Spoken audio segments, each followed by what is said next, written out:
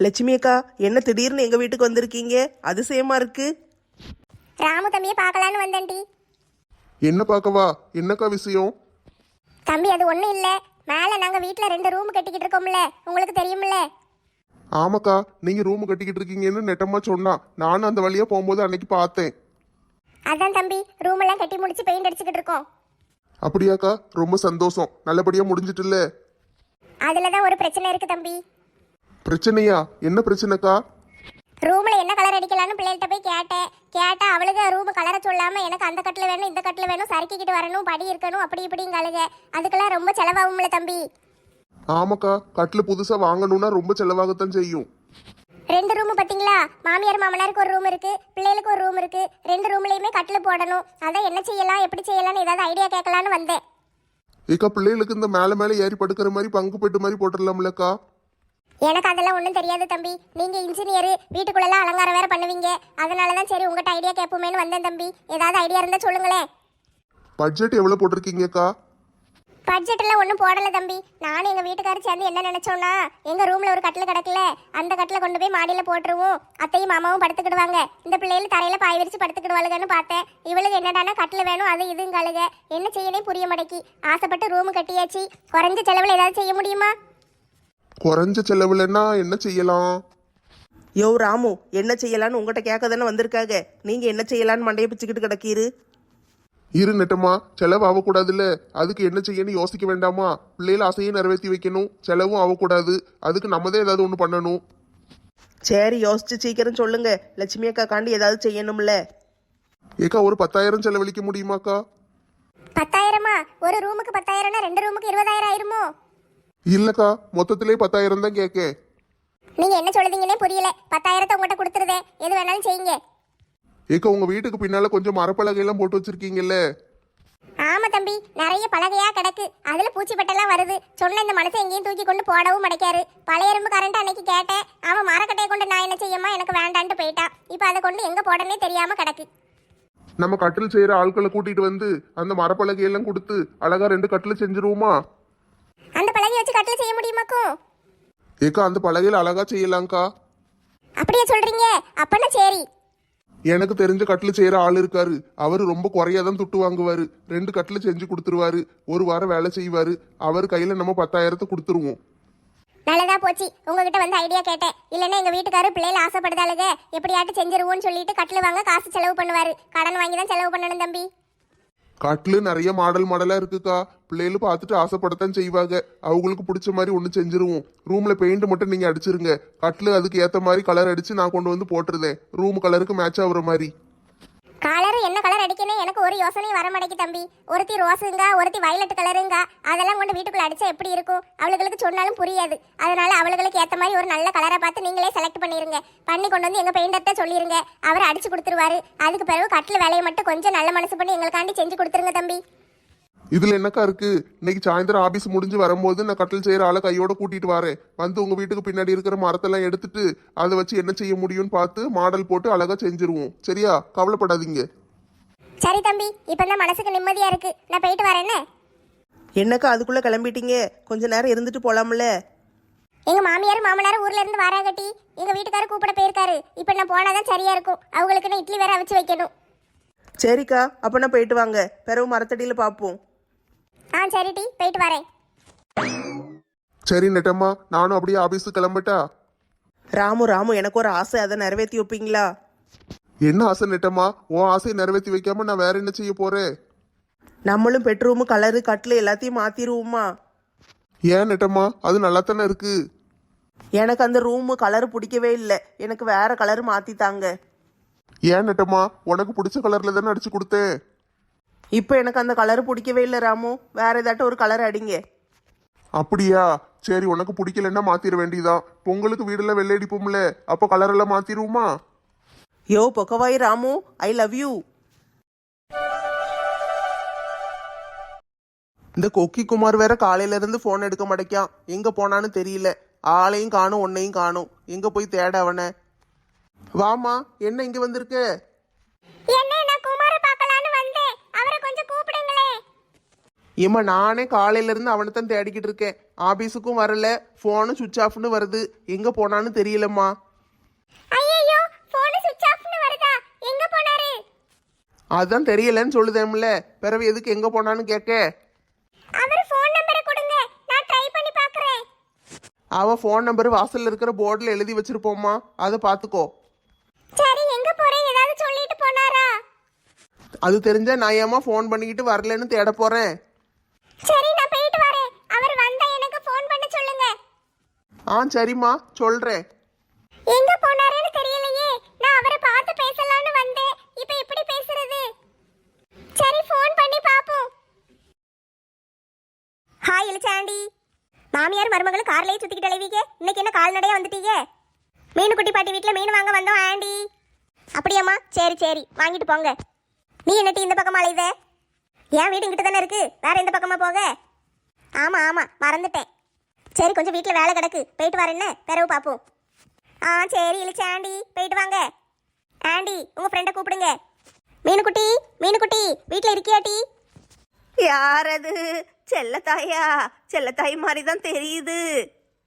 ஆமா மீனுக்குட்டி, நான் தான் வந்திருக்கேன். மீன் வாங்கிட்டு போகும்னு வந்தேன். என் மருமகளையும் கூட்டிட்டு வந்திருக்கேன். என்ன மீன் வச்சிருக்க? இல்லப்பு, இன்னைக்கு மீன் ஒன்றும் இல்லை. நான் கடலுக்கே போகலப்பு. கடலுக்கு போலையா? ஏன், என்னாச்சு?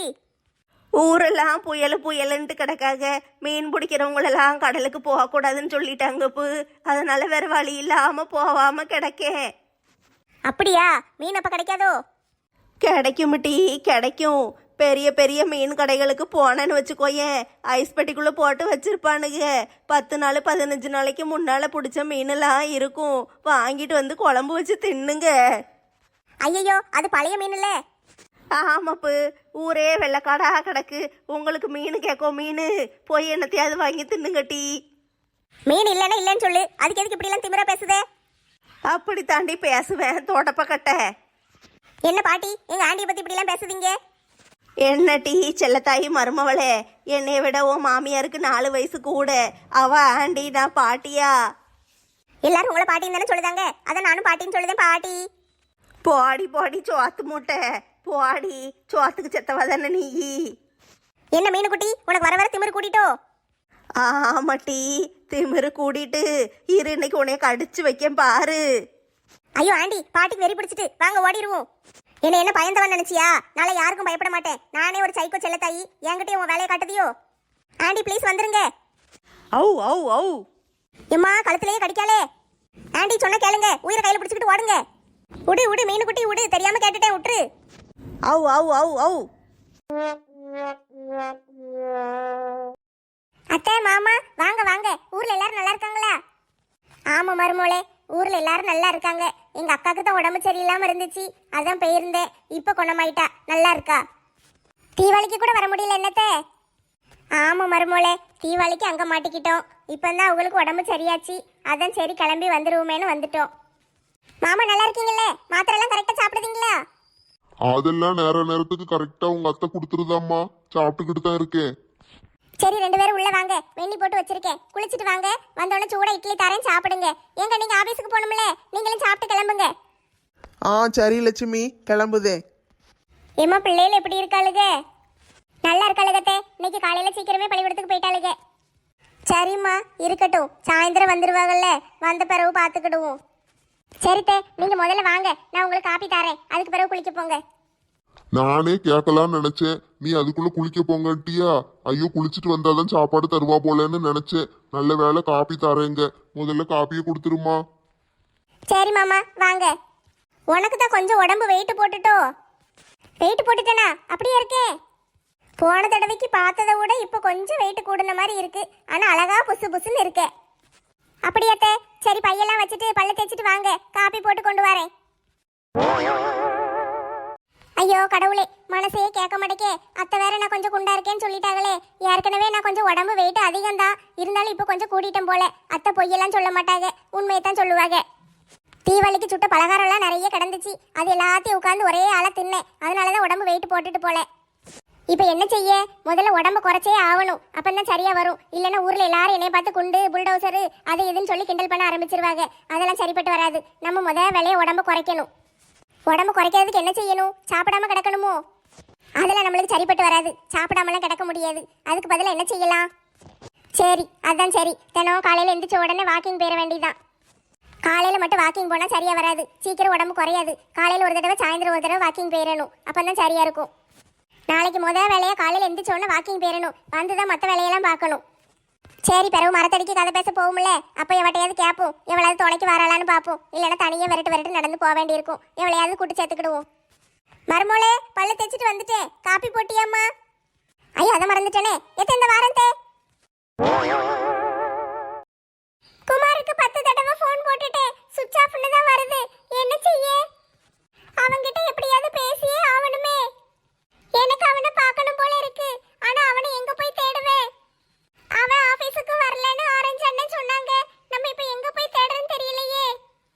உன்னை நினைக்கவே நொடிகள் போதுமே, உன்னை மறக்கவே யுகங்கள் ஆகுமே, நீ கேட்கையில் சொல்லவே இல்லையே, நான் நினைக்கையில் ஓரமாய் வலிக்குதே.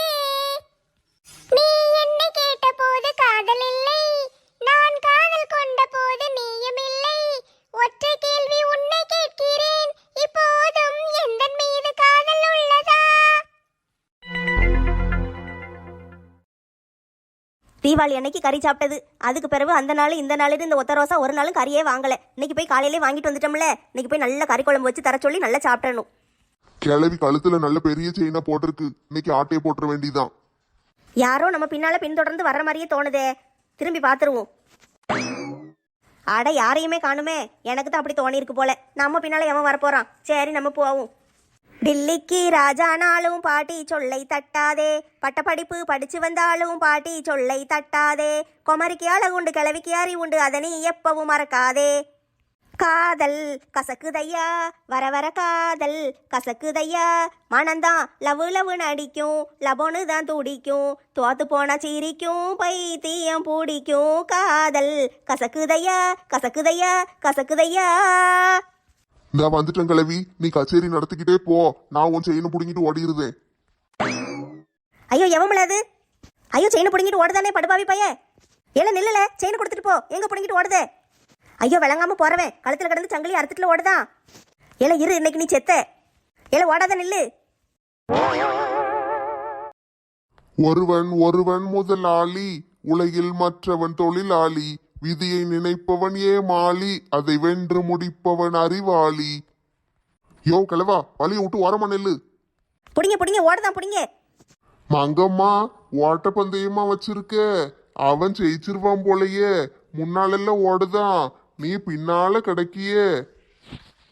ஏல முருகேசா, ஓட்ட பந்தயம் இல்ல. என் கழுத்துல கிடந்து சங்கிலி புடிங்கிட்டு ஓடுதான் திருட்டு பைய. அவனை புடி. ஏன் மங்கம்மா செயினை புடுங்கிட்டு இந்த ஊர் எல்லையை தாண்டிடுவானா அவன்? இரு, அவனை இப்ப எப்படி பிடிக்கன்னு பாரு. வாயிலே வட சுடாத முருகேசா, படக்குன்னு அவனை புடி. இன்னைக்கு இவளை புடிச்சு நான் அடிக்கிற அடியில மங்கம்மாக்கு தன்னால என் மேல காதல் வந்துடணும். யோ கிழவா, எதுக்கு கொக்கி போட்டு இழுக்கிரு? நான் ஓடணும், விடும். யாத்தே, கிழவ இப்படி போட்டு அடிக்கானே. எங்க வந்து யாருக்கிட்ட செயின் அடிச்சுட்டு போலான்னு பார்த்த? ஏன் மங்கம்மா செயினையா புடுங்க பார்த்த? முருகேசா, அவனை சும்மா விடாத, தூக்கி போட்டு மிதி. பாத்தியா, என் மங்கம்மாவே சொல்லிட்டா உன்னை தூக்கி போட்டு இப்ப மிதிக்க போறேன். யோ தாத்தா, என்னைய விட்டுருமையா, வலி தாங்க முடியல. போட்டு இந்த குத்து குத்தாதீரும். சங்கிலிய கொண்டா, சங்கிலிய கொடுத்துருதே. என்னைய போட்டு பிதுக்காதீங்க. பாக்குறதுக்கு நல்லி எலும்பு மாதிரி தானே இருக்கான். இவன் என்ன செய்வான்னு நினைச்சியோ? நல்லி எலும்பு வச்சு குத்தி கிழிச்சிருவேன். கொண்டால செயினை. எவ்வளவு கொழுப்பு இருந்தா ரோட்ல போற பொம்பளை கிட்ட கழுத்துல இருந்து செயினை புடிங்கிட்டு ஓடுவேன். அதுவும் ஏன் மங்கம்மா கிட்டே புடுங்கிட்டு போயிருக்க. உன்னை இன்னைக்கு சும்மா விட மாட்டேன். போலீஸ்ல கொண்டு கொடுக்க தான் போறேன். யோ தாத்தா, நான் என்ன காணாம போன பர்ஸா கொண்டு போய் போலீஸ்ல கொடுக்கறதுக்கு? என்னை விட்டுருங்க, நான் ஓடிடுதேன். விடாத முருகேசா, இவனை விட்டுறவே விட்டுறாத. இன்னைக்கு என் கழுத்துல இருந்து சங்கிலியை புடுங்கின மாதிரி நாளைக்கு வேற யாராவது பொம்பளைங்க கழுத்துல இருந்து சங்கிலியை புடுங்கத்தான் செய்வான். பாவம்ல, ஏதாவது ஆயிட்டுனா என்ன செய்ய? இவனை கொண்டு போலீஸ்ல கொடுத்துரு. நீ சொல்லிட்டல்ல, பிறவு இவனை சும்மா விடுவனா? இவனை தூக்கிட்டு போய் போலீஸ் ஸ்டேஷனுக்குள்ள வீசிட்டு வந்துருதே. நானும் வாரேன், வா, 2 பேரும் சேர்ந்து தூக்கிட்டு போய் வீசுவோம். ஐயோ கடவுளே, கொரியர்காரன் கூட பார்சலை தூக்கிட்டு போய் கையில தானே கொடுப்பான். இதுங்க 2 சேர்ந்து என்னை தூக்கி வீசல போகுதுங்க. ஐயோ விடுங்க விடுங்க, நான் எந்த தப்பு செய்ய மாட்டேன், விட்டுருங்க. முடியாதுல, விட முடியாது. உனக்கு தூக்கு தண்டனை வாங்கி கொடுக்காம நான் விடவே மாட்டேன். ஆட பாவிகளா, செயினை திருடுனதுக்கு தூக்கு தண்டனையா? சேகர் சார் உங்ககிட்ட பாஸ் இந்த ஃபைல கொடுக்க சொன்னாரு. அப்படியா மேடம், கொடுங்க. என்ன மேடம், இப்பெல்லாம் அடிக்கடி ஆபீஸுக்கு லீவ் போடுற மாதிரி தெரியுது. ஆமா சார், ஊர்ல அம்மாக்கு கொஞ்சம் உடம்பு சரியில்லை, அதான் அம்மாவை பார்க்க போயிட்டேன். அப்படியா மேடம், அம்மாவுக்கு ஒன்றும் இல்லைல்ல, ஜாக்கிரதையா பார்த்துக்கோங்க மேடம். ஆ சரி சார், பாத்துக்கிடுதே. அர்ஜுன் சார் உங்களை பாஸ் கூப்பிட்டாரு. என்ன மேடம், கூப்பிட்டாருன்னு சொல்லிட்டு நீங்க பாட்டுக்கு போய்கிட்டே இருக்கீங்க, நில்லுங்க. நிமி மேடம், நான் நில்லுங்கன்னு சொன்னது கேட்கலையோ? பாஸ் கூப்பிட்டாருன்னு சொல்லிட்டோம்ல, வேற என்ன சொல்லணும்? பாஸ் எதுக்கு கூப்பிட்டாரு? அந்த பாஸ் கிட்டயே போய் கேளுங்க, எனக்கு எப்படி தெரியும்? சரி, நீங்க என் பக்கத்துல தானே உட்காந்துருப்பீங்க, இப்ப என்ன ஆளையே காணும், உள்ள இருந்து வரீங்க? எனக்கு கேபினை மாத்திட்டாங்க, நான் வேற கேபின்ல இருக்கேன். ஏன் மாத்துனாங்க? நான் இங்கதான் இருப்பேன்னு சொல்ல வேண்டியதானே? மாத்தி கேட்டதே நான் தான். ஏன் மேடம், என் பக்கத்துல உட்கார உங்களுக்கு பிடிக்கலையா? ஆமா பிடிக்கல, பாஸ் உங்களை கூப்பிட்டாரு, போங்க. நிமி நில்லு, உன்ட்ட ஒண்ணு கேட்கணும். ஏன் இவ இப்படி இருக்கா? ஒரு நாளைக்கு நல்லா பேசுதா, ஒரு நாளைக்கு பேசவே மாட்டேக்கா. சரி, ஆபீஸ் முடியட்டும், போகும்போது என்ன ஏதுன்னு கேட்டுருவோம். என்ன அர்ஜுன், பாஸ் கூப்பிட்டு விட்டுருக்காரு போல. ஆமா சேகர் சார், எதுக்கு கூப்பிட்டாருன்னு தெரியல.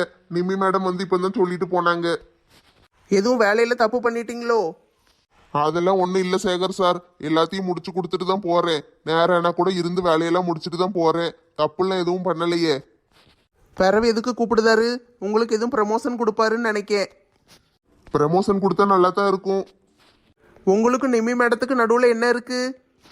அதெல்லாம் ஒண்ணும் இல்லையே. நீங்க நிம்மி நிம்மின்னு பின்னாலேயே போறீங்க, அது போன்ட்டு முன்னாலேயே போகுது. என்ன விஷயம் நடக்கு? அதெல்லாம் ஒண்ணும் இல்ல சார், அப்படிலாம் தப்பா நினைக்காதீங்க. தப்பா நான் ஏன் நினைக்க போறேன்? அதெல்லாம் ஒன்றும் நினைக்கல, இருந்தாலும் தெரிஞ்சுக்கிடலாமேன்னு கேட்டேன். ஒன்றும் இல்லை சார், பாஸை போய் பார்த்துட்டு வந்துடுதேன், பிறகு பேசுவோம். நடக்கட்டும் நடக்கட்டும். நிம்மி பின்னால நானும் சுத்திக்கிட்டு தான் இருக்கேன். என்னையும் அவளுக்கு பிடிக்கலையானே தெரியல. அந்த பிள்ளை பின்னால இந்த பையன் சுத்திக்கிட்டே அலையுதான், பாவமா தான் இருக்கு. அந்த பிள்ளை கண்டுக்கிடவே மடக்கி என்ன செய்ய போறாங்களோ தெரியல. நானும் நிம்மி மேடம்னு சுத்திக்கிட்டே அலைஞ்சேன், புத்தி கெட்டு போய் அலைஞ்சிருக்கேன். கடைசியில தான் எனக்கு எல்லாம் தெரிய வந்துச்சு. சரி, நாம நல்ல மனுஷனா இருக்கணும், எந்த தப்பும் செய்யக்கூடாது. சாயந்தரம் வீட்டுக்கு போகும்போது லட்சுமிக்கு பூ வாங்கிட்டு போகணும், சந்தோஷப்படுவா.